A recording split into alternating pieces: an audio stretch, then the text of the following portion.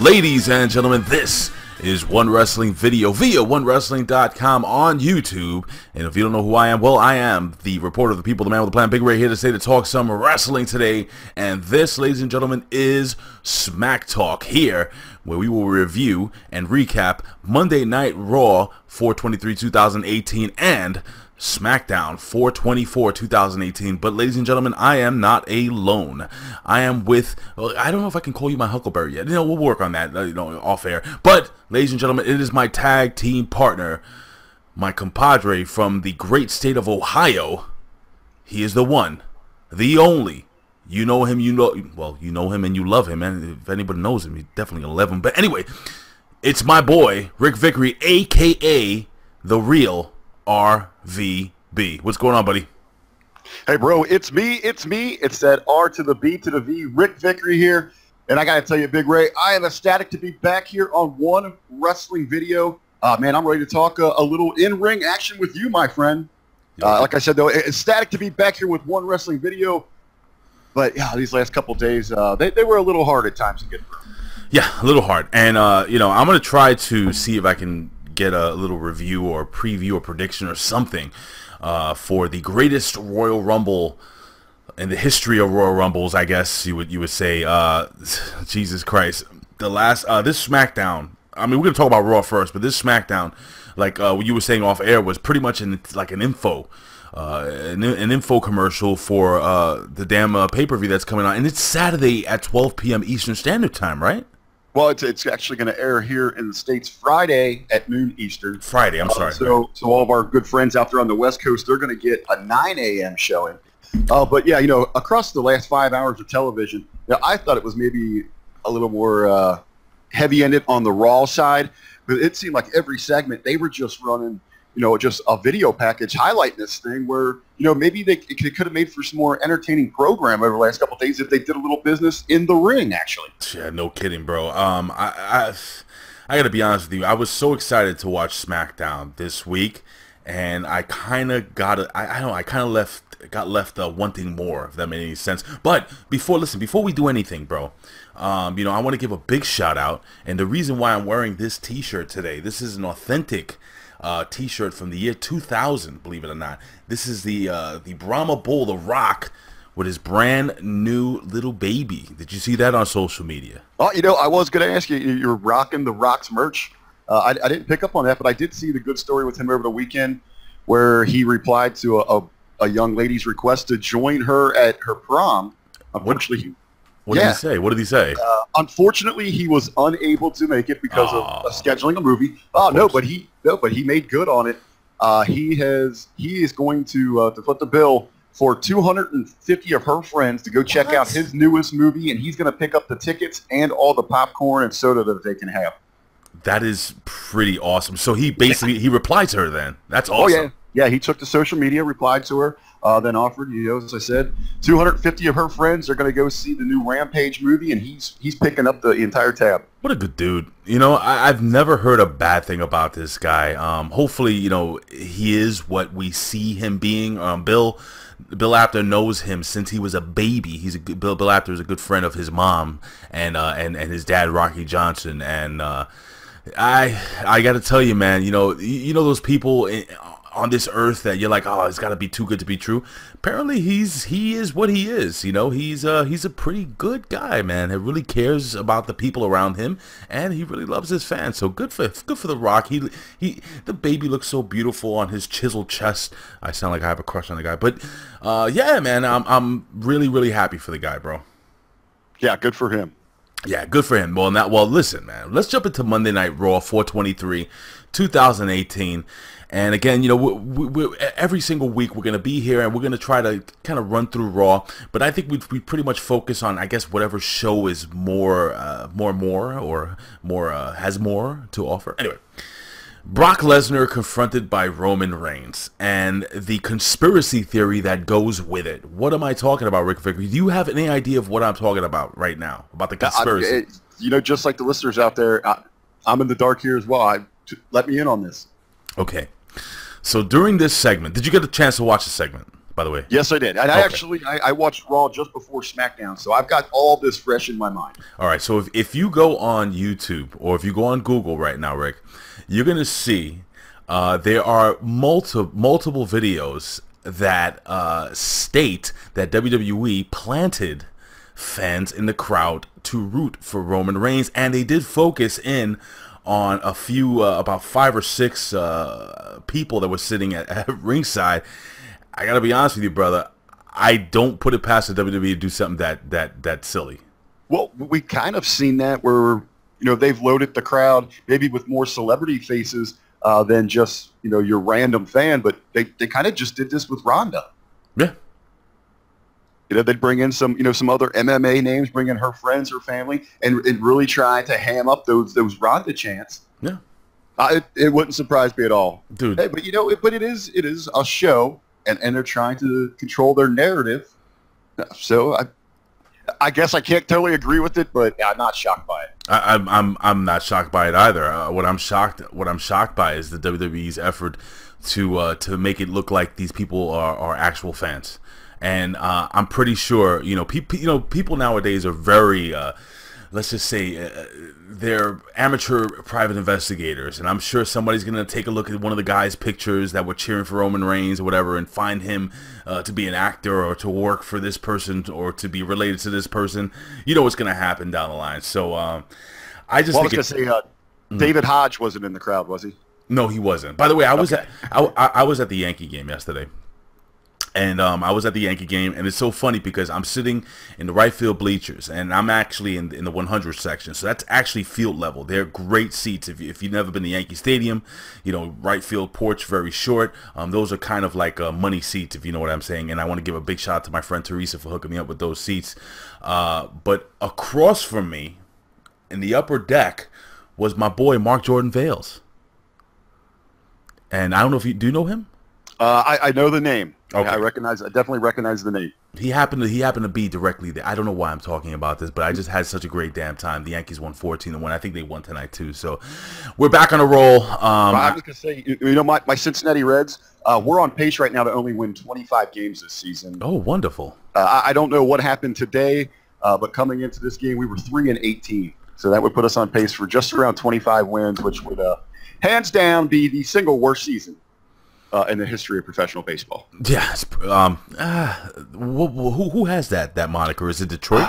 I was looking those up the other day. In a 162-game season, I think it's like somewhere in the 50s is the worst. Oh, my God, man. Dude, let me tell you something. The Yankee fans like to complain. I've been a Yankee fan since like 1986. I've seen them at the worst of the worst and the best of the best. And, yeah, I got to be honest with you, bro. This team is nowhere near the worst of the worst, and I am sorry, and my condolences to you and the great fans of Cincinnati. It's just comical at this point. Well, listen, brother. Speaking of comical, we have Bobby Roode versus Elias, who comes and Elias goes over here with a schoolboy pin. Bobby Roode, I think, right now is at this point in his WWE career where he will start putting people over. I think he is on this brand to be a reputable opponent. And I think the Bobby Roode glorious experiment is over. The truth is, and I said my theory on fixing everything is turning the guy heel, and I've said this before, but I just wanted to hear your genuine thoughts about this whole thing. Again, you see Bobby Roode in the ring with Elias. You know Elias is going to win the match. What were your thoughts? Well, you see, I guess maybe I'm still holding on to just that little bit of hope that might be out there, that maybe this is leading towards frustrations within Bobby Roode, where that starts to reignite that fire in him that we once again are treated to the glorious one of the NXT Bobby Roode that we knew so well.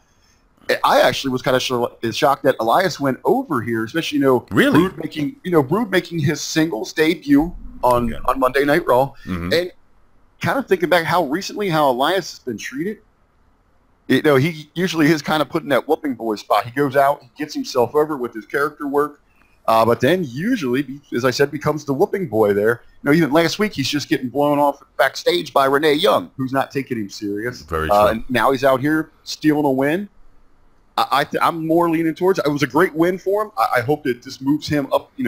He keeps the momentum going, but I'm hoping this kind of reignites that fire within Bobby Roode. Listen, bro, we're not going to go in any order here, really. I just wanted to touch on some of the most important things of the night. But one of the things that kind of stuck out to me, since we're talking about Mr. Oh, God, what the hell is his name, right? Elias, is the Miztourage. Backstage, approaching Seth Rollins. Number one, why are they approaching babyface is number one. Makes no sense to me. Number two, this is eventually, I think, they're gonna be the roadies, the roadies for what's his name, for Elias. I think that's probably the best place. Now, do you think there's any chance that these two guys, who are really, I think Bo Dallas and Curtis Axel are really good, any chance these guys change things up and become a serious tag team, or are they too kind of like done? Like, are they too, you know, is it too far gone? Is it too far gone? Yeah, thank you. I'm trying to pull the head out of my butt cheeks. So. I'm afraid you might be right there, but hey, as you well know, these two are two of my guilty pleasures. You know, you give them an inch, they take a mile. Just a little subtleties that they bring to the table. Now, did you happen to see though this maybe it was late last night, sometime this afternoon, that Bray took to Twitter and mentioned both of them and said, you know, why are you lowering yourself to going to these losers or whatever? There's always a spot here in the Woken universe for you. No way. Yeah, he took to Twitter, threw out, you know, I don't know the exact verbiage that he used, but he pretty much said, hey, there is a spot here in this Woken universe for you, which kind of goes back, you know, to last week's show that we were hitting on. Hey, they could go into the lake and reemerge as Mr. Perfect and IRS, or they could go a serious route where they are really stepping it up a little bit. Yo, dude, you just kind of blew my mind, man. And you know, how long has the the pro wrestling universe you know, wanted to see Bray and his brother get together? Maybe, wow, man, this can go in so many different ways. I mean, thinking out of the box, dude. If let's say Bo Dallas and his brother Bray Wyatt get together, you know, you got Broken Bray, and then you have his version of Brother Nero with Bo Dallas. You know, Curtis Axel could become a disciple of Matt Hart. I mean. And then eventually these guys are going to split. See, this is the only problem I have watching these vignettes with them. And I like it. I like what they're doing with the light and the dark. I like what they're doing you know, they're doing each other's gimmicks and stuff. It's really cool. But the only problem I have with this is that I'm watching this, and every time I watch it, I'm like, these guys are going to break up. These guys are going to break up. These guys are going to break up. And that's the thing that's in the back of my mind. It shouldn't take away from what I'm enjoying right now, Rick. Go ahead. Well, I think you're right. It's just something there. Maybe, you know, we're reading into it too far down the road, and, you know, that rumor's out there. It kind of makes it hard to sit back and just enjoy it. And I hope maybe they swerve us there where these two stay together for a while, because it seems, you know, that they're starting to really hit on something that could be special for two talents that really need that. Yeah, and again, ladies and gentlemen, we are going to be reviewing Smackdown, and you have to excuse me. I've had a long day. I'm in a lot of pain. I'll tell you exactly what I did, bro. I was doing the seated rows at the gym. Okay, I'm doing the seated rows, right? So I do about 12. So are you in there? Are you in the gym every day? I try to go about 4 or 5 days a week now. Yeah, yeah. I'm kind of getting big, not in a fat way. Like my traps are starting to get in, and my shoulders. Like this T-shirt, by the way, if I was fat, would fit me very tight. It doesn't fit me tight at all. I got this when I was fat. But long story short, so I'm doing the freaking seated rows, and then I did the whole. I stopped. And then I had to slowly lower the weight down. And then I got up. I didn't want to embarrass myself because there were people around me. I kind of stumbled my way into the locker room. And I didn't even finish my workout. Just started changing, went home, and cried myself to sleep. Because my back has been shot, dude. I am in a hell of a lot of pain right now. But you know what? You know, we got to give it to you. I mean, this is dedication. 100%. 101% dedication. You're still here. You're still ready to go for one wrestling video, man. I'll try. You're the man, Big Ray. I try, brother. And you know, liquor has helped me through these last 2 days. But anyway, neither here nor there. And I'm not a proponent of drinking to take away pain, but shit, helps. Anyway, all right, so let me see what else we can focus on. I mean, we can talk about the Sami Zayn, Kevin Owens gimmick. They have Kurt Angle coming in. That was okay. Any future with the Kevin Owens and Sami Zayn show? You know, my first thought when I see anytime they roll out one of these new talk show segments, there are way too many of these throughout the history of WWE. It just takes away from those ones that were truly special. You know, thinking about like the Brother Love Show, Piper's Pit. Nowadays, if it's just lazy creative, kind of. It's, hey, we need something to do. I know we're going to talk about here a bit later. You want to talk about lazy creative. This is right up there with a contract signing. And essentially all this ended up being was this was actually an in-ring segment. So I guess here it was a little refreshing that it wasn't just another highlight video, but this was pretty much just a hype segment for Friday's Greatest Royal Rumble ever. Very true. But I got to tell you something. Something that did kind of pop me was, and we're moving on, like I said, we're just moving forward here. Dolph Ziggler and Drew McIntyre. They face Titus Worldwide. They go over, and they win this match with the... I love that combo finisher, the Claymore into the zigzag combination. That's cool. They get interviewed after the match, and basically, you know, Dolph Ziggler is kind of like it's us against them. I like where they're going with this. Drew McIntyre, dude, you know, he said something. I guess he was trying to be a heel by saying it, but my God, he is on point. In my opinion, I want to hear your opinion, bro. And I want to hear your opinion, ladies and gentlemen out there. Please leave your comments here below and follow me. You have the Twitter handles down here at Big Ray Show, at The Real RVB. Give us, you know, let us know what you think. But here's a question. Didn't I said that? RBV, didn't I? Is it? Okay. I got you. Oh, no, maybe I did say RV because I'm thinking of RV. Yeah. Okay, sorry. That's actually where that grew from in high school sports. That grew from there. Well, I figured that, and that's why this week you'll have the Twitter handles right below each one of us. But so my question is, do you agree with Drew McIntyre and the fact that he is what a WWE superstar is supposed to look like? Because that guy looks like a freaking world beater, bro. Well, I'm telling you, if you're looking for someone that could be the future for this company, if they're looking for a true standout superstar, if you're looking for someone that's eventually should be set up to conquer the beast, I mean, what more could you ask for than Drew McIntyre? Huge. He just looks like a killer. He looks like a dude that can take you out, man. And he has that look about him. You're right, where he's just, you don't want to cross him. You don't want to run into him when he's in a bad mood. He's going to hurt you. The guy, you know, he left. He went and really figured it out. He just needed a little time away. Ever since coming back to NXT, he's been on fire. Yeah. This is the guy that you need in a marquee spot. Absolutely. And again, I've been following this guy throughout the indies on Impact Wrestling, because I do cover Impact Wrestling most of the time for Bill Apter here at OneWrestling.com. And this guy's been putting in some good work, and I like the fact that he put over the fact that he's you know, rebuilt himself. Dude, it's been 10 years since he's been in the WWE ring. The guy's still in his 30s. He's super young. He's got, see, you have to understand, when you're a wrestler, okay, you don't hit your peak until you're in your 40s. That's like your pro wrestling prime. Am I wrong?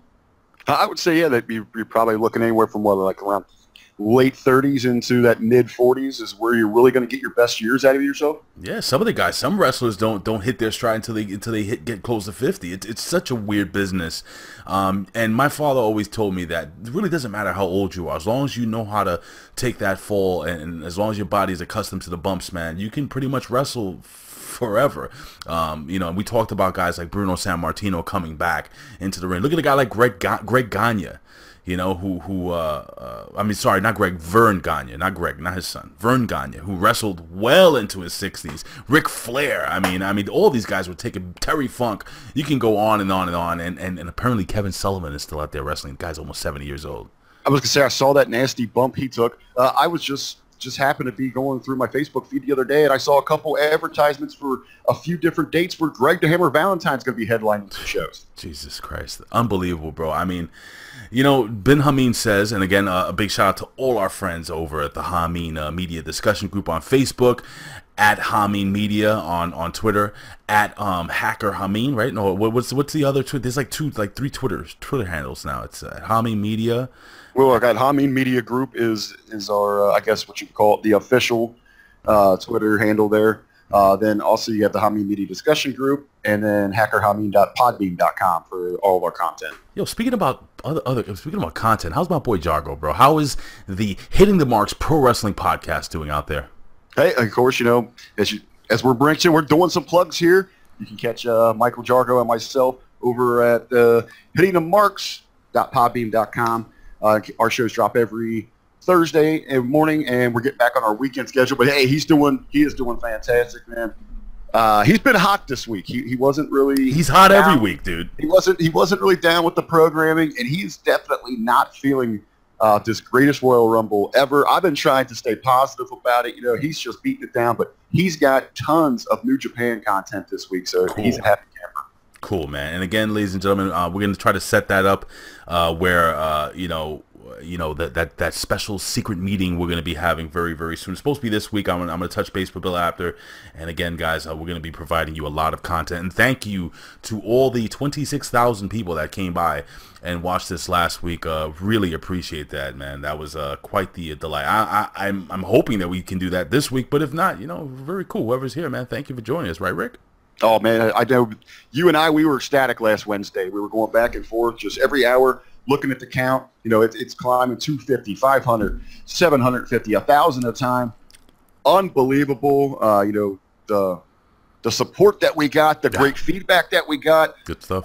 It's kind of, that's what inspired us to make sure that we're getting together here each and every Tuesday to bring you kind of this recap of what we've had over the last couple of days. Absolutely. So again, ladies and gentlemen, thank you so much. Subscribe and hit that little bell. Listen, Chad Gable faced Jinder Mahal, and Chad Gable goes over Jinder Mahal, and he wins the match, reversing the Cobra Clutch, I guess you would call it, or whatever his finisher. It's a Cobra Clutch into a slam. I forget what he calls it, but the Colossus. There you go. And Chad Gable wins this match. All right, a couple of things I got going on here, Rick, that I got to run by you. Jinder Mahal brought to Raw. Is he in the same boat as Bobby Roode? Number one. Number two, who really sees Chad Gable as a single star in this company? I don't, unless he goes over to 205 Live. So, what are your thoughts on everything I just spoke about right now? Well, we were just talking about Jargo, and he kind of. He's got a good way of looking at this thing. Everyone kind of thought that Smackdown really won the shakeup, okay. but in Vince McMahon's eyes, Raw's sitting pretty good because you have the Roman agenda. Okay. And you want to bring in some credible opponents that eventually stack up against Roman, where they're not going to be the ones, obviously becoming the fan favorite. Jinder Mahal fits that mold perfectly. I mean, he looks like a main event superstar. Former champion.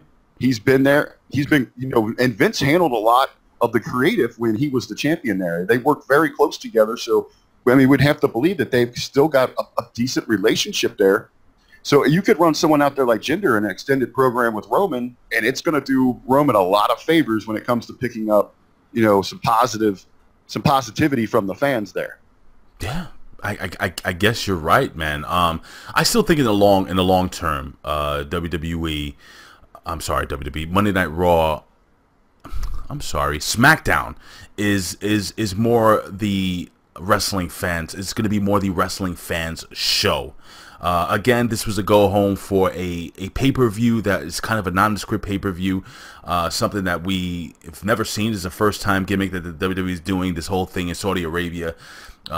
And it was just a weird week. I'm not gonna count this week. I want to see what's gonna happen next week. Let me throw an idea by you here. Go ahead, buddy. We kind of have Jinder comes over and I guess you say he gets upset.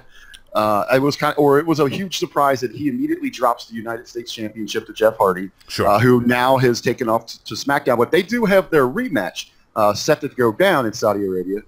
Then you have Gable come out here, and he wants to prove himself that that he is he has that Olympic background just like Kurt, that he can live up to the expectations that the general manager has for him. He goes out here and gets a huge win over Jinder.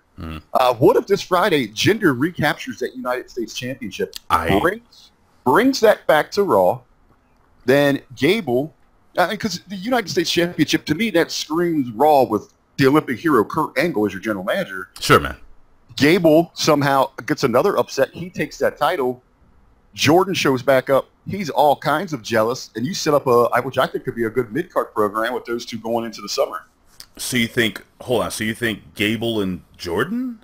Wait. I think eventually in a roundabout way, you set up where a very jealous Jordan returns that Gable's having all this great early success. I see. Now, I think there's probably hotter and better programs that you could build, but I could definitely see them going in that creative direction.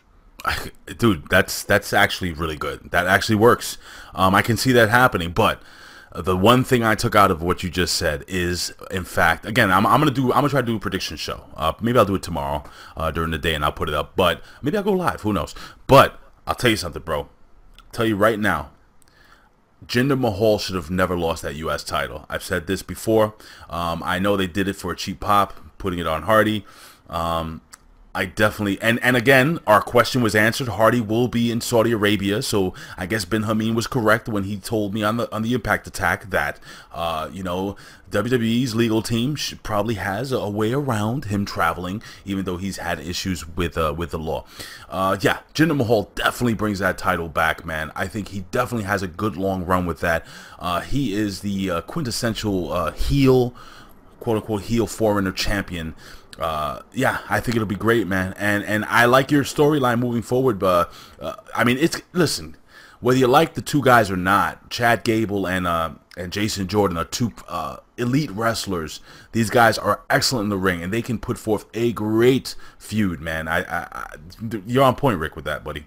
You know, I think there could be, and there likely is, some hotter programs they could go with, but I could definitely see them going in that direction. Hey, you were talking that we do know that Jeff Hardy's going to be making the trip to Saudi Arabia. Did you happen to see the news break this afternoon that Paul Heyman will not be on the card? I did not see that. You know, the very strict laws that they have, the laws of the land over there. We know that's why the women won't be there. Possibly why they are. Well, we definitely know why that's not. You know, why they're not pushing the Balor Club for everyone gimmick. But Heyman will not be there because those of the Jewish belief are not allowed in the country. You got to be kidding me. I never thought of that. You know, what a freaking... Why are they even having this thing there? Seriously, I understand. You know, let me get a little political for a moment. All right, Rick? And this isn't the place to do. Usually we do stuff like this on Hami Media. But it's been eating away at me, man. You know, you're pushing this whole women's liberation thing, the whole women's revolution thing. You're pushing the whole, you know, equal rights thing. Everyone for the LGBTQ community. Balor Club for everyone. Happy, happy, joy, joy, love, love. And you go to like one of the places in this world that they're the most single-minded, narrow-minded people that just don't, like... You're telling me that Paul Heyman can't be there because he's Jewish? What the hell does that mean? Well, I'll explain it to you how WWE is. That's disgusting. I'll tell you how they're shilling the corporate angle here. This is in their Triple H took to social media and was explaining this. And from their viewpoint, this is, you know, just not a single event. This is a long-term strategic plan to help Saudi Arabia, who is becoming a little bit more eased on how they treat their women. There actually will be women in attendance at this thing, which is like unheard of there. But, you know, they're hoping that down the road, you know, 5-10 years from now, that you'll see WWE as like, you know, leading at the forefront of all these great, you're going to see the women wrestling there, or, you know, Balor Club for everyone. Come on. You're going to see things like that. But yeah, and it's a great PR answer. But when it really comes down to it, let's be honest with ourselves. There's about 20 million reasons why they're doing this, and now we know that was how much it costs to bring them in and put on this over-the-top special event. I just don't get it. I don't get it. I don't get how you can move so far forward and then do, you know, put this show together, and it's just like, I don't know, it's a slap in the face, in my humble opinion, to everything you've built. Somebody offers you $20 million, and you'll sacrifice a lot of What is $20 million to Vince McMahon in the WWE? Honestly, it's $20 million. That's a lot of money to anybody. I don't know. You know what, dude? This is what I want you to do. Anybody out there, if anyone out there is extremely wealthy and rich, give me $20 million, and I'll let you know whether it's important or not to have it. What do you think, Rick? Hey, it's a case study. You know, it's a field study. Let's try it. See what happens there. Yeah, tax free, by the way. $20 million after taxes. Does that work? Hey, that works for me, man. Yeah, you'll get your 15%. You know, what's 15%? Finder's fee. What's 15% of 20 million? 15% of 20 million is still enough to make me do some pretty crazy things. Very cool, very cool. So you heard it here first, ladies and gentlemen. Ric Vickery and Michael Jargo will be dancing naked atop of one of the Ohio football stadiums, right? No? No, not that crazy. Okay. I'll book a wrestling show for it, but sure. I will open my own freaking little indie. I would do it. Well, hey, you could get invested in the relaunch of 2CW. I would do that. I would. You know what? Let's talk about this off air. But anyway, guys, hit me up at Big Ray's Wrestling Show at yahoo.com. And if you want to just give me $20 million, email me and we'll work that out. But if you're a Nigerian prince, don't even try it. All right, here we go. Bobby Lashley, Braun Strowman versus Kevin Owens and Sami Zayn. Of course, you have Bobby Lashley and Braun Strowman winning by pinfall with a running power slam from Strowman. My God. Braun Strowman is so freaking over. So popular. This guy, every time he got in the ring, the fans went crazy. This is the reaction you're supposed to get with freaking Roman freaking Reigns, as Billy Ray Valentine calls him, the Samoan dog. But you're not. You're not. This guy has generically become a fan favorite. Is that right? Organically, I think. Organically, yes, generically. Yes. What is wrong with me? Now, he was in there beating up El Generico, but he was getting over organically. Hey, he had a couple of really athletic spots in this match as well. Guys are he hit the T-Rex drop kick out on Kevin Owens. It was got a huge response from the audience. I think there was like another point. He maybe some shoulder blocks to Kevin Owens, if I'm remembering off the top of my head here. Crazy athleticism, way over the top. But on the flip side of that, his partner. How you feeling about Lashley right now? It doesn't seem like he's getting much of a reaction. That's WWE's fault, dude. They just like, oh, here's Lashley. You know, didn't build him up. Thank you. That's exactly where I was kind of feeling like, well, he's here. You should just cheer him. Like, there's no pop with his entrance. He's not really doing anything right now. No. He should have came in and made some waves. Let you know that he's here. Dude, he is 14-2, if I'm correct, in the world of MMA. This guy has been a champion everywhere. This guy held every freaking belt at Impact at least once. And WWE has been mentioning TNA and Impact, so I don't know why they couldn't mention the fact that he held all their titles. But they probably won't do that. But neither here nor there. Ben, and I think even maybe you guys have said that they should have had vignettes leading up to this guy, this world beater, the next Brock Lesnar, or the original Brock Lesnar. If you think about it, because he was doing the MMA thing before Brock. Have they even acknowledged his MMA background, or is that just for Brock and Ronda right now? No, they haven't. Which makes absolutely no sense. So, yeah, I mean, Bobby Lashley, you can do your vertical suplex and hold the guy for 20 minutes. Unfortunately, he's not. I don't know, man. He's not going over with the crowd, dude. And I said it from the beginning.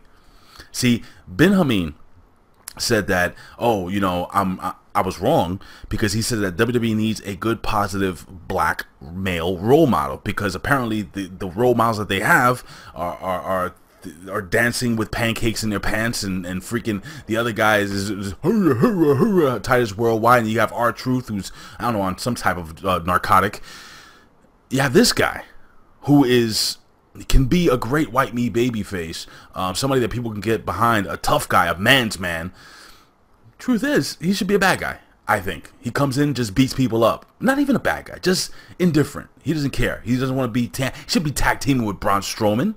He should be the tag team. I don't know, man. Maybe it's just me. I'm picking up your vibe there. I mean, instead of like teaming with Strowman, he should be going at Strowman. I mean, he's a guy that wants competition. He's after challenging himself all over the world in different forms of combat sports.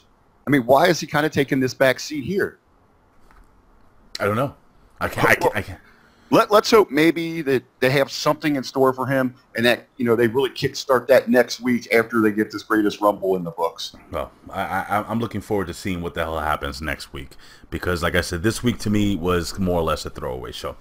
Finn Balor, Seth Rollins versus the Miztourage, and of course Finn Balor and the Miztourage go over. We already spoke pretty much about this whole thing. Nothing really happened besides Miztourage losing the match, and then Raw ends the night with a women's match. I guess maybe this is kind of like a well, listen, since you can't go to Saudi Arabia, we'll give you the main event at Raw. I mean, well, they were even putting it over like last week. It was the men with a just over the top fantastic 10-man. So now this week it's the women's turn. They're going to go have a 10-person tag match. But yeah, it's kind of looking at it was like, okay, we'll give you the main event spot this week because your spotlight's done for the rest of the week here. Whatever. It was just a beyond terrible match. Yeah. I can't even. There was nothing good about it. Their big spot came when Nia did her big cannonball dive. That was so poorly set up. Just terrible execution there. And then all the interaction, that caused the disqualification when Ronda, made her presence felt, and she goes in and snaps Nikki's arm. I guess maybe the one positive here is that you do have Ronda working. She looks like her next couple programs are going to be with some great vets that can make her look good, and Nikki and Natalya. You know what? This match sucked. It was just bad. But you know what? Since we're going to get off the Raw topic here. Let's end it on a good note. What good? And it's about the women. Probably my favorite segment on the show though was the moment of Bliss, where you know what? Where Bliss is just running it down like she's trying to reach out and help that homeless individual, and gives her her burrito bowl, and Nia snatches the food away from her. I thought it was absolutely beautiful. She says the horror on that homeless woman's face when Nia Jax ate the whole burrito bowl in front of her, and that was funny as all hell. No, to me, that was the highlight of the evening. You sure it wasn't Ronda Rousey doing that weird robot walk to the ring and saving her friend Natty Neidhart? Yeah, they continue just to really do her no favors. I don't think having her on television creating bad memories is what you exactly want for the ultimate payoff with her. Jesus Christ! Listen, man. Enough about Monday Night Raw. It's time to go to Smackdown. All right, big guy. We're now here, 4/24/2018. It is Smackdown live, and the show starts off with a Miz and Big Cass and a Miz babyface turn. We know he's been kind of hitting at this, and I was a little, going into this show. This was kind of like the biggest headline that they were kind of fishing out there to, to reel us in. I was, kind of hoping this would be later in the show. I was really surprised to see it open, but it did tell some story throughout the rest of the program, I guess. But yeah, we've seen Miz kind of teasing that there, that maybe he is changing, how he views, the business and how he handles himself. But I always take that again as, hey, but when he needs to, he reminds you that you need to hate him. What a mistake. He knows how to, to hammer that home. And I don't think they're really going to completely turn him. I just think that they realize, he has so many of those characteristics that outside of being so good at being a villain, that he is someone that is a great ambassador for your brand. Yeah, I think it would be a travesty if they turn a babyface. The whole point of bringing the Miz over to SmackDown was to see him in a feud with Danny O'Brien. So I don't want to see this. Now, forget about that. I think Big Cass did a good job on the mic today. Big Cass came out. I think he cut a good promo. I think he was good, believable, big man. He showed a lot of charisma on the microphone, and I thought he was good. What did you think of Big Cass on the mic here, putting himself over? From what we've seen in the past, I think it's, maybe he's been putting in some work on the mic. It seems, for what I remember, this was 100 times better. Now, I do know, and I don't know exactly why he feels this way, but, our good friend Ben Hameen, he made a comment. He thought that the promo was complete garbage. Which promo? The Big Cass promo. Today? Yeah, he over on, Facebook and the Hameen Media Discussion Group are like we do every week for all the big shows. We have our live discussion, so many great minds meeting and sharing their opinions and just chatting it up. And Ben dropped in, and he just kind of said that was a garbage promo. He didn't elaborate on it, so I'm kind of interested to get his take there. But, if we're looking at where Big Cass was to where he is now, I think it, like I said, 100% better than anything I remember. And I like to change up in the look, man. I thought he looked really sharp. Yeah, me too. He looked like a superstar. I disagree 100%. And I want to know what the fans out there think. All the fans here at OneWrestling.com, the Hami Media fans, all our friends and family. Let us know, guys. What you think? Leave your comments here below. Do you guys like? Did you like the Big Cass promo? Did you not like it? I thought it was good. I thought it was great. I thought he, like you said, he looked great. He is a legit 7-foot monster. The guy is thick. He is strong. I think he has it all, bro. And he is the only giant on the Smackdown brand right now as we speak. Now, did you like the order of events here? How, we're expecting Brian, Big Cass just interrupts, and you could tell he's coming out, he's putting his jacket back on, which, you look back at what we know now, hey, that made a little bit of sense. And then later they showed us that he did attack Brian. Would it have been more effectful if it had more of an impact if that crowd seen him attack Brian beforehand and then got extra heat on that promo? I guess, but they're selling a story, and it's like who done it, So yeah, I feel what you're saying. They came out and just, they spilled the beans on that. Yeah, well, it's kind of obvious who the perpetrator there was, but you're right, there could have been some question. But Brian, when he came out from his meeting with the trainers, he called him out. He said, "I don't know why anyone that's 7 foot has to attack somebody from behind."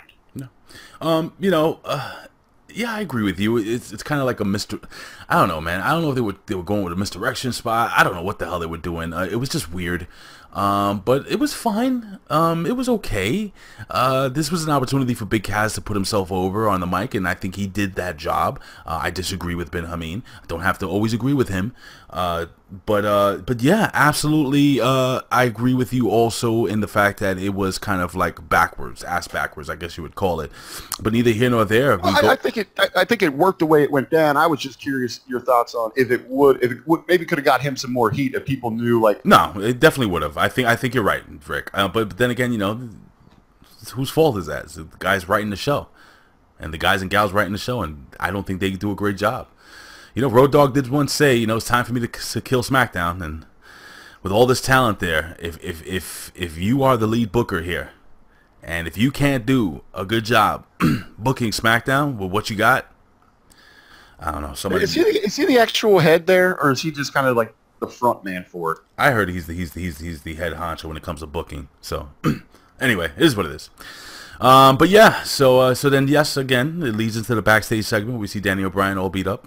We go to commercial. We come back and we see the Iconics in the ring with microphones, and I got absolutely disgusted by this. I was gonna say you got kind of hot on this one. I did, and not in the usual way with the Iconics. Nope. Because the Iconics are two beautiful, gorgeous women who've been cutting kick-ass promos for the last couple of weeks. They come on and they do this annoying Bella Twins kind of promo that it felt over-scripted, poorly acted, and I said, "Oh God." They just took these two wonderful specimens and turned them into puppets. They overwrote this segment for them, and it didn't come off. It came off ingenuous. Is that a word? Yes. Yeah, okay. You're right. Yeah, you're right. It felt like maybe that they just handed them the script like right before airtime and said, "You're on in the second segment. Go out there and sell this thing." As you said, it was like they've taken where we just had like little glimpse of brilliance from them over the last couple of weeks. It was like they tried to they just overdid it here. They tried to put everything in at once, and you're right, it completely missed the mark. Yeah, it completely crapped the boat, but that's not even a term. I just made that up. When you're crapping on a boat, how bad could that be? Asuka and Becky Lynch then face the Iconics, Billie Kay and Peyton Royce, and in a surprise, well, not really a surprise, kind of a surprise, but yeah, we have the heels going over with a dirty pin. Well, kind of. Yeah, Peyton Royce. I think was it Peyton? Yeah, Peyton using the ropes. Yeah, Peyton using not only, Billie Kay bashing the head of Becky Lynch into the steel turnbuckle. And then, Peyton Royce with the dirty pin roll-up, and then, of course, using the ropes for leverage. They get the 1, 2, 3. I was kind of happy to see that. I thought it was cool. The team who I thought would go over did not go over, and, it gives these girls a little more legitimacy moving forward.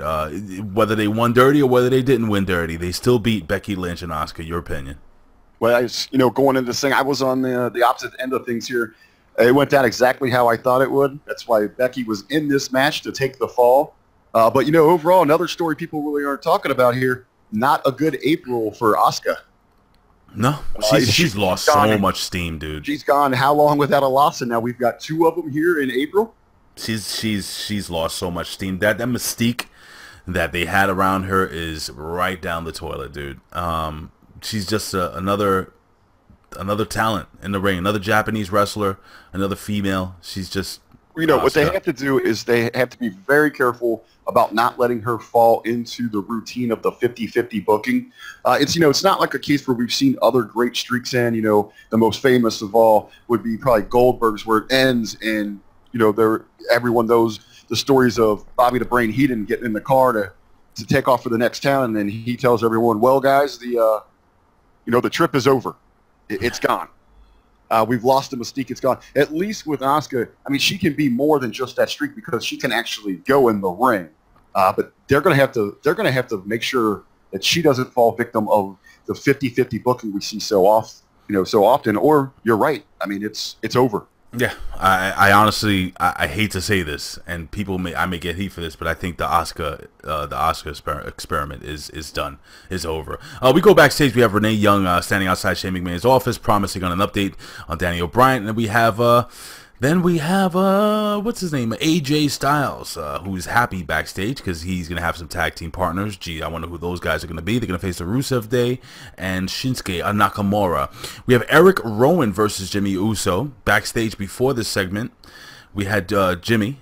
Was it Jimmy or Jay? Who the hell's married to this girl? Jimmy. This is Jimmy. Yeah, so we have Jimmy with his beautiful wife. I think she's gorgeous, Naomi. And they're backstage, and he's like, "Look, just don't come out."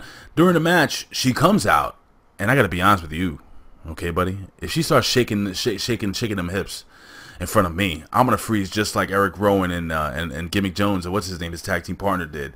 What did you think of this finish as Jimmy hits the super kick, rolls up Rowan for the 1-2-3 with the surprise distraction by the ever so voluptuous Naomi? I'm going to have to say Naomi, MVP of the night. Oh, yes.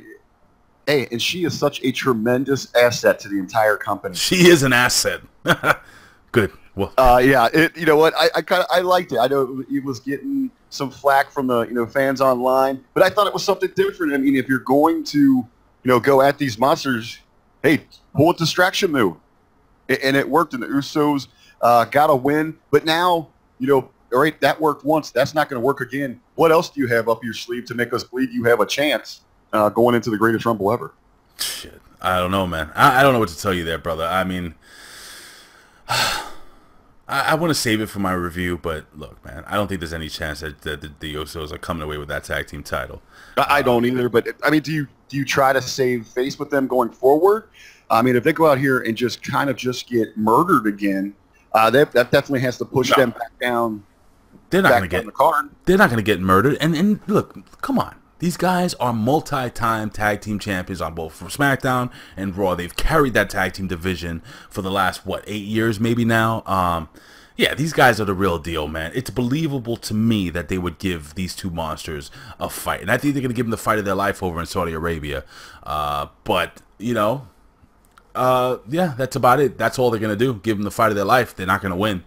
And they're not going to have a chance to have Naomi. Can you imagine Naomi in Saudi Arabia doing what she did tonight? She'll get stoned. I was going to say, they wouldn't be leaving alive. No. They'd be sending them back in. They could use the casket from the Undertaker match, but that's about the only way they're getting out of there.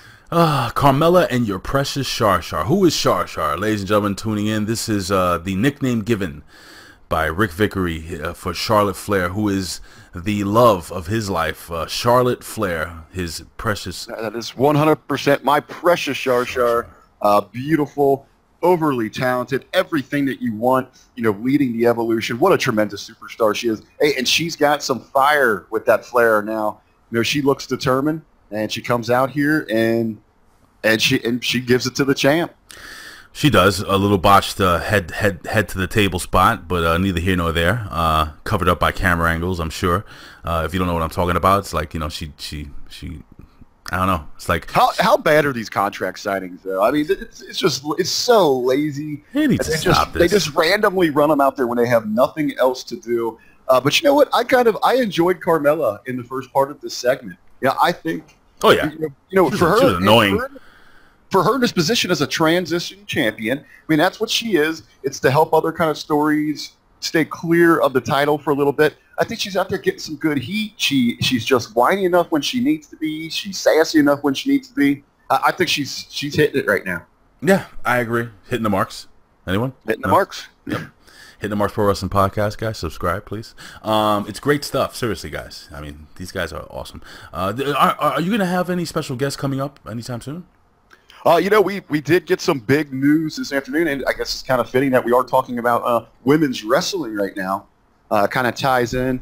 You're going to be able to pick this over at the hittingthemarks.podbean.com or over on hackerhameen.podbean.com. Okay. Jargo and I are going to be sitting down for an exclusive interview with Ring of Honor's own Josh the Goods Woods. Oh. He's getting ready for a big matchup with Jay Lethal, and it just so happens that Mr. Woods is the boyfriend of Nia Jax. Really? He is a crossover from MMA. So any of those that are out there that have heard me, my takes on Nia, be sure that I will be on my best behavior. You better be. This interview. I do not want to cross Mr. Woods. I am going to be on my best behavior. All right, very good. Well, I'm looking forward to that, brother. So, yeah, everyone, again, guys, give us a follow on Twitter here, man, especially my boy over here. You see his Twitter handle down there. Please give us a follow, guys, and look out for that stuff, man. Good podcast material, good podcast, great audio content, and, of course, great video content here at One Wrestling Video moving forward. No, dude. Randy Orton versus Shelton Benjamin. This match did not end the way I thought it would end. You have Jeff Hardy coming out to the ring. Okay, he looked like he's still pretty banged up. And anyway, long story short, Randy Orton comes out. He basically says, "Look, I got this." He goes to fight Shelton Benjamin. During the match, a masked luchador comes in, which was hilarious. For some reason, I couldn't figure out it was what's his name, Sunil. Yes, but it was Sunil in the mask, and during this distraction, Shelton Benjamin hits the pay dirt, and he beats Randy Orton. Now, does this in any way propel Shelton Benjamin, or is this kind of like a one-off thing? Yeah, it's a little perplexing because with him coming in and costing, I guess maybe we should just take that. Really, if we're looking forward, take the distraction out of the equation. I think it's more about that Benjamin was able to steal one on Orton here, which is most certainly going to make Orton want a little bit of revenge himself. Sure. I think it was kind of, hey, and I like what they did here. They just put a little heat and a little build towards the United States Championship match going into the Greatest Rumble ever. Agreed. Do you think Randy Orton gets involved in that match, having maybe Jeff Hardy gets loses the match because of Randy Orton's involvement somehow? I don't know. Yeah, we could tie that because him, Orton and Hardy, they do have a little bit of one-upsmanship going on right now. They do. So I don't know. I see Randy Orton getting involved. So I don't know. I'm gonna save again my opinions and my predictions for the prediction show. Wasn't that match originally scheduled to be almost a return bout from WrestleMania until the title change happened? Then now you have Orton, who's on the outside, who never really was given an opportunity to get his belt back. Yeah, exactly. Yeah, pretty much. And you also have Bobby Roode, who has just kind of been forgotten in this whole transition.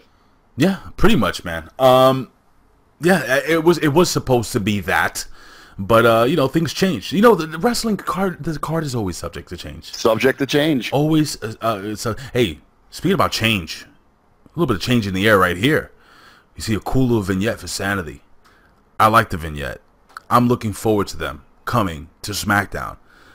What do you think the WWE will do with these guys? And Eric Young making his is this his WWE main roster debut? I think as the Eric Young we know, it's almost hard pressed to think that back in the day he wasn't working like a Velocity, something along those lines. But this is going to be his first major role. You're correct for the Red or Blue brand. And how good is he? He is one of my favorites, and I know you have followed him for so long. Back to his beginnings. When he started hitting that larger stage and all that. But he's one of my favorites to just go watch at live shows. I mean, even when he's working as a corner man, his subtleties, what he brings, just all eyes are drawn to him. He is a true pro. This guy is so good. I'm trying to look up his wrestling career. He started in 1998. Let me see here. I'm looking here, and hold on. Let me see. Young appeared on WWE. Okay, so Young appeared on WWE television 3 times. The first was on WWE Velocity. Oh yeah, there we go. Out of nowhere. He teamed with future tag team partner Bobby Roode and were defeated by Chuck Palumbo and Johnny Stromboli. Okay. Johnny the Bull. Isn't that funny? And he also came out, he lost to Sean O'Haire in Sunday Night Heat, and he lost the match to Val Venus before he went on to Impact in 2004. Ain't that something? You were on the ball, brother. There we go, man. That was just the first defunct show that I remembered, but hey, I'll take it. That's why you're always hitting the marks, my friend. So I'm looking forward to seeing these guys. Sanity's going to bring some cool change. Let me see what else we got here. We have Renee Young, who interviews Daniel O'Brien. We already spoke about that. Samoa Joe cuts. Samoa Joe's promo is like a good steak dinner, dude, with a nice freaking red wine. I mean, this guy is just the best. Believable. Tough. He is everything Roman Reigns wishes he was. The only thing he doesn't have is a 6-pack, but he has a keg, and I love Samoa Joe, dude. They gotta put the world title on this guy, bro. What do you think, man? Well, we were talking earlier, about Drew McIntyre, who most certainly has that superstar look, but he has that meanness about him. I mean, Joe, you look at him. Joe is just legit. He is tough. He scares you to death. His song is awesome too, by the way. I love his theme song. And then, he only had maybe 30 seconds on this entire program, and he pretty much steals the show here. He always does. He is so good. Really looking forward to the ladder match coming up this Friday, and then him and Roman, to kind of see what happens when they hook up at Backlash. But you gotta think sooner than later he's got to find himself in that main event, that title hunt over on SmackDown. It's got to happen, dude. And that guy can hold that title legitimately. He is the modern day Taz. Beat me if you can, survive if I let you.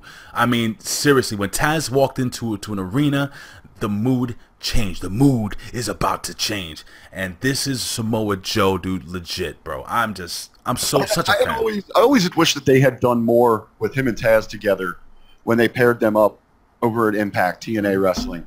But it seems like there was a change of plans. They had to get Taz onto the commentary team. Mm-hmm. So isn't that where Taz just kind of persuaded Joe to go with the main event Mafia? So that whole program was cut short between those two. Yeah, man. That would have been something special.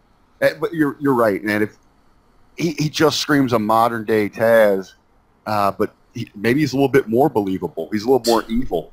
Yeah, this guy is just, he's just, as a good guy or bad guy, doesn't matter, man. He's just the guy. He is the guy. All right, guys? He is the guy. Anyway. Well, we were talking about if Jinder's is gonna recapture the United States Championship and take that back to Raw, I would absolutely love for Joe to bring the Intercontinental Championship to SmackDown Live. Would be amazing. Would be amazing. I think that guy deserves, I think he's earned his place. He just needs to stay healthy. That's all. If he can stay healthy, this guy, much like Drew McIntyre, he can stay healthy. Big Cass, if he can stay healthy. I mean, we've talked about so many people. Health. See, this is again why Bruno Sammartino's run was so amazing. As an 8-year world heavyweight champion, the guy traveled all over just amazeballs, bro. Seriously, like what Bruno did, man. Well, you got to think, for someone like Joe, a move to SmackDown is probably what's best for, business for him. They don't have the extended matches. You have a 2-hour program as opposed to the 3, and you have so many good talkers over on SmackDown. They can do those extended, not bell-to-bell segments. Where on Raw, you don't really have that, and they work those longer matches, and you're wrestling every week. Right now, I mean, it's been 2 weeks since the Shakeup. We haven't seen Joe in the ring. You don't have to. Right. All he needs is, those promos like we saw this evening, or, just a quick appearance attacking somebody. I almost kind of wished that it would have been revealed that it was Joe that attacked Daniel Bryan. That would be awesome. I would love to see that. Daniel Bryan, I remember watching them on the Indies. I think ROH, they had a couple of damn good matches. Joe and Bryan Danielson, the American Dragon, as we knew him back in the day. Hey, speaking of, before we get into the main event, Rusev Day versus the what do they call him? The club. Did you get a chance to watch Impact Wrestling's Redemption? I did. I actually want to go back and rewatch it. I kind of rushed through it. I had some things going on this weekend that caused some travel issues, but but what I saw, over the top good, and really it's getting some great reviews too. It's actually pulling some eyes towards the product, and it's getting some positive feedback. First, they put Don Callis together with Josh Matthews, which I thought that announcing was really great. And then the titles. Did you see all the titles, the new titles and everything? They look so good. I actually saw those because you were sharing those over in our discussion group and all that. I thought they looked great. They each one kind of had a little different vibe to it, so they stand out. Wow. They look good. I mean, things are on the upswing for that company. But I got to ask you. I mean, you've been with these guys since pretty much the beginning. You're there each and every week with them. I've been with them since episode 1. There you go. You are a major supporter for them. I've heard some rumblings that the company might have been sold again. Any truth to this? Oh, wow. Or anything, I guess you could stooge off without stooging too much off. Man, that's tough to talk about right now. I can talk to you off air. Okay. But you know what? Screw it. No, it's fine. That's a teaser, even a better reason to make sure that they're tuning in throughout the week for all of your Impact Wrestling coverage, including the teleconference and the Impact Attack with Ben. Hey, they're going to have to tune in to get the real scoop then. All right, so I'll probably be able to divulge it this weekend. But I will say this. The face of Impact, I think, has officially changed. This company, which was dead 17 times over, is about to go to another level. And I mean, with having Mr. Cero Miedo, aka oh my God, now I can't remember his damn name, Pentagon Jr., winning that title, which was a shocker. Just trust me when I say this company is about to make some major moves. Are they being sold? Have they been purchased? You have to tune into your Impact Attack this week. All right, so let's jump into the main event of the evening. Rusev Putria. Rusev Machka. It's Rusev Day with Aiden English, Shinsuke Nakamura versus the Club, AJ Styles, Carl Anderson, and Luke Gallows. What the hell did they do to Shinsuke Nakamura? So did you dig this? Did you dig his new interest? If you did, it's cool. I would say, I was probably most happy that they actually put over why the change happened. The commentary team was very quick to jump on that Nakamura is tired of the audiences singing along with his entrance. So that's the reason for the shakeup there. Yeah, I liked it. I mean, I didn't like the song. I didn't like the Japanese guy rapping, I guess he was. I got to hear it. I got to listen to the new song. But I did like the explanation. And this match was what it was. Shinsuke Nakamura. All right, what happened to finish this match? We have English on. All right, so we have Aiden English on the apron. He's super kicked off by Nakamura, who's legal, I guess. Let me see. He kicks what the hell? What do I have here? Do you remember the finish? I'm gonna say I don't. Maybe the finish isn't all that important. I actually was setting up for the show here. I think I missed if there was an actual fall. But I'm sorry. I have Nakamura going over. That's right, with the Kinshasa to the back of Luke Gallows' head. But it's what happened after the match that was the most important thing. Yeah, Nakamura's looking to once again close in on AJ, and Anderson sacrifices himself for his good friend, and then to continue on from there, as AJ is laying there helpless, he has to watch as once again Nakamura pretty much just kicks Anderson's head off. That's our big story there. They kind of continue on with the, this is the chaos Nakamura, the viciousness. What lengths is he going to go to here, at the Greatest Rumble ever? Listen, I wanna we've I don't know if you guys noticed that we've edited this up. We've edited this video a couple times because it keeps freezing for some reason.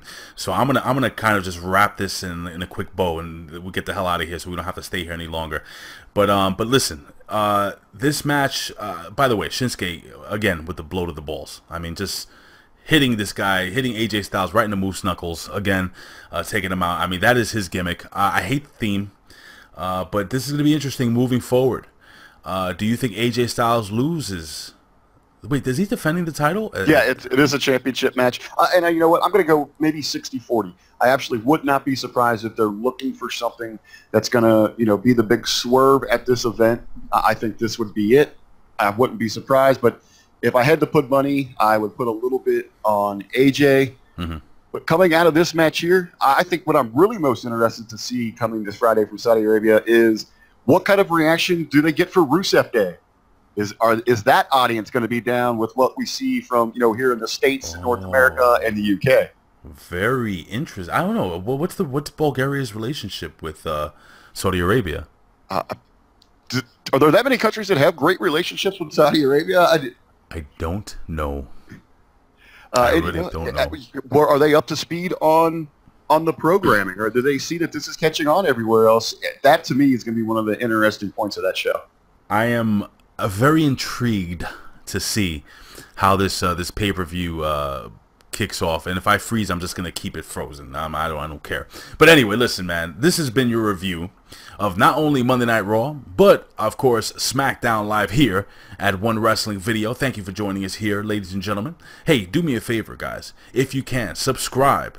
Please, there's a bell. See that little bell down there? Hit that little bell down there, okay? And every time we get a new video, you get an alert. And follow me at Big Ray Show. Follow Ric Vickery at The Real RBV. All right? Anyway, anywhere else we can stalk you, my friend? Well, as I always put over, if you're heading on over to Facebook, make sure that you're looking up the Hameen Media discussion group. Tickle that like button. Jump in with all of our great interactive threads, all of our live discussions, our different games that we have going on. It is a great time with some great wrestling minds. And you can always find me over on the hittingthemarks.podbean.com with my tag team partner, Michael Jargo, coming at you every Thursday and every Saturday. What did you think of the show overall, SmackDown this week? I think the Blue Brand won the week. Like you said, though, both shows kind of came off more as an info commercial for what we've got going on Friday. So I'm going to give them a pass. I know the rating was down on Monday. We'll see how they did tonight. I'm going to give them a pass, and I am excited to really see this shakeup kick off next week. Yeah, I think next week is the real jumping point for both brands. So let's see what happens. Hey guys, come back next week. Hopefully, Rick, you can be back next week, next Tuesday. Again, ladies and gentlemen, I always say I would do this for a living, but if I couldn't, I'd do it anyway. Why? Because I love talking wrestling. I love you guys. Rick loves you guys. Jargo, you don't know him yet, but you'll get to know him. He loves you guys too. Ben Hameen, he loves you guys. You know who really loves you guys? Bill Apter. Bill Apter absolutely loves. He adores you guys. Him and his awesome comb over, which is over. His comb over is over. Anyway, listen, ladies and gentlemen, I got to get the hell out of here. Rick's got to get the hell out of here. We got a lot to do. Again, stay tuned next week, guys. Again, give us a follow on social media. And in the words of Bill Apter, we'll see you at the matches. And in the words of my brother Bill Schuyler in heaven, we'll see you down the road. See you next week, guys. Thank you for joining us here at One Wrestling Video. Peace.